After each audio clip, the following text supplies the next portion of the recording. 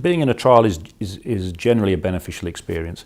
Firstly, you're managed in a slightly more controlled way, shall I say. I mean, you're managed by a protocol. It's very clear the way you're looked after.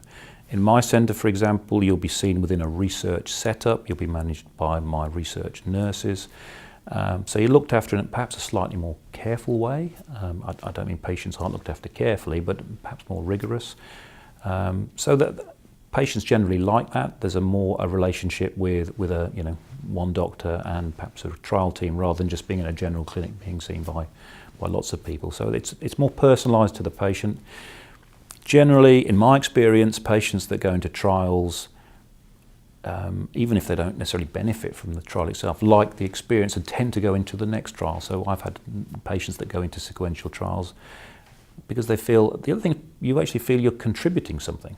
I mean, the treatment you're receiving as a patient, the reason you're receiving that treatment is based on trials that have happened before you.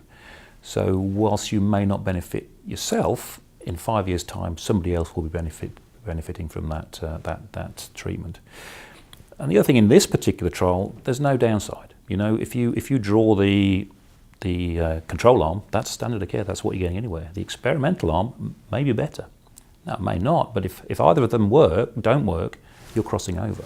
So you're going to get experience with both of those at some point. But it's I would highly recommend patients in any disease, actually, but particularly in cancer type therapies, to engage with clinical trials and ask the question. Patients are often intimidated by people like me. I don't know why, but they are, and don't like to ask the question. Are there any trials going on in this area? Sometimes there aren't, for legitimate reasons, because we know what to do, but more often than not, that's not the case.